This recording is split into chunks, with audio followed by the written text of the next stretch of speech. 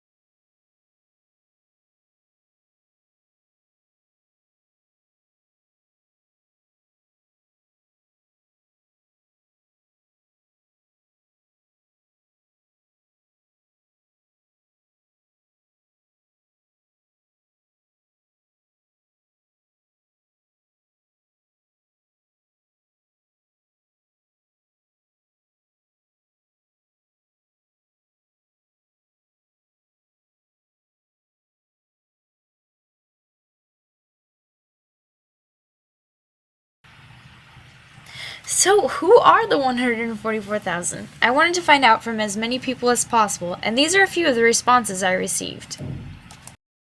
I don't really know what the 144,000 stands for, but it might have to do with the number 7. I think the 144,000 is the first 144,000 people to become Adventist members when the church was established. This number should not be taken literally, according to Roy Naden. God will seal his people against both the destructiveness of the plagues and the destructive intent of their enemies. Parallel examples are Noah and his family in the ark. They were completely separated from those who refused the offer and were saved. Another example of sealed people are the Israelites in Egypt when they were still in slavery. The angel of death passed over the houses. If lamb's blood was not on the doorframe, the firstborn son would be dead in the morning. The 144,000 have a unique past, purpose, and privilege. They live through the climax of Earth's history when the plagues fall on the earth. They receive the seal of God. The unique purpose of these individuals is to stand forever before God as the eminent ones from earth who stood faithfully for the Lamb during the final events of history. The 144,000 were people in the Bible, because I saw it somewhere in there.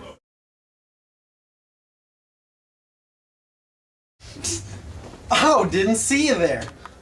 Well, I bet you're wondering what I'm thinking about. Let me tell you about the 144,000. See, there's this really old legend, okay? It's about the 300. Let me tell you, that's wrong.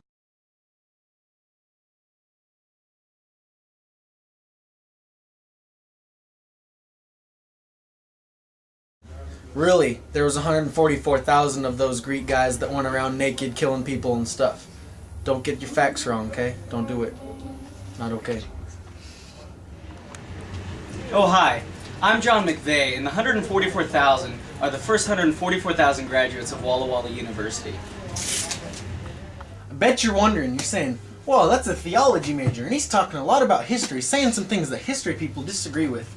Now let me tell you, the good thing about being a theology major, not are you guaranteed eternal salvation 100% for sure, you also are guaranteed the right to talk about anything, and it's a fact.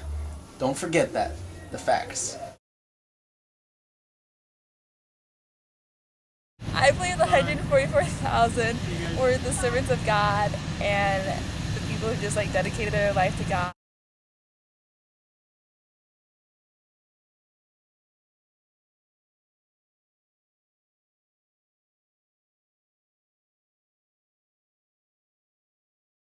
And were either martyred or they preached God's word. 44,000, I don't think that it's just going to be 144,000. That's just far too few of a number, and I feel like that limits God's love in a way.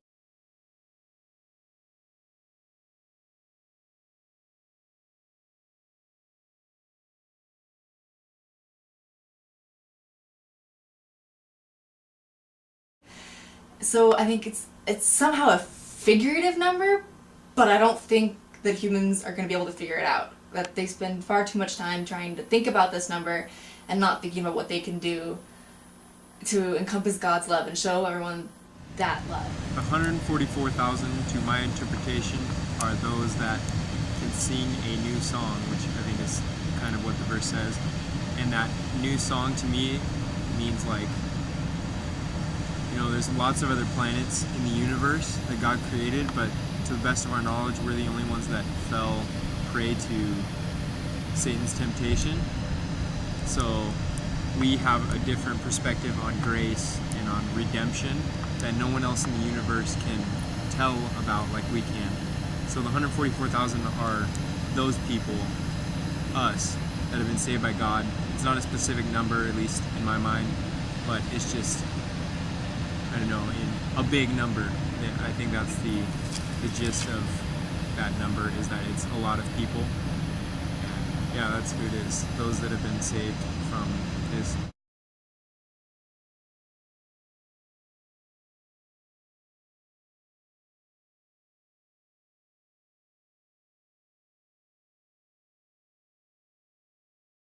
For me, it's a symbol in Revelation.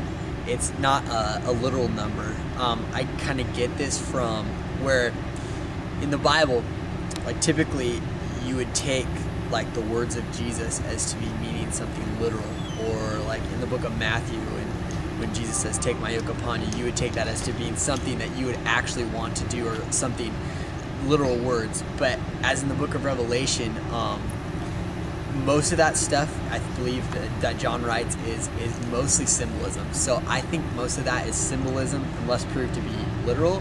So the 144,000 for me is a symbolic number. And what I get from that symbolic number is to be something of completeness, to be something of this is God's judgment. So I believe that 144,000 represents the elect, those that are saved, those that go to heaven. And I would like to believe that it's more than 144,000, and so that's why I typically fall on the side of that number being symbolic rather than literal. So that's what the 144,000 means to me. Hold it! What if we interpreted the 144,000 as Jewish people? What happens then? We could find symbolism in the salvation of Israel. They represent a converted Israel.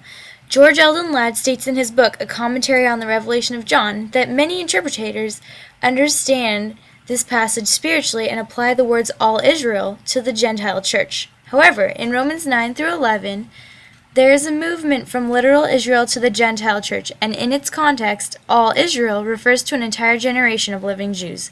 Therefore, the author believes that Jews will experience a nationwide salvation. Now, the 144,000 could represent a converted Israel, but they are sealed for the protection from plagues, not for salvation. They are servants of God that have already been converted. But wait, why would they be physically sheltered from the wrath of God, while great multitudes who are also followers of Christ be permitted to suffer? He continues by stating that the 144,000 represent spiritual Israel, since the 12 tribes don't match up. John's list doesn't agree with any in the Old Testament. The tribe of Dan is omitted completely, and some think it's because the Antichrist rises from it. If John distinguishes between literal and spiritual Israel, it would be possible for him to speak of the 12 tribes of Israel, and by so doing intend to designate those who are true Jews, the church. He indicates his intention by listing the 12 tribes in a form not identical with empirical Israel.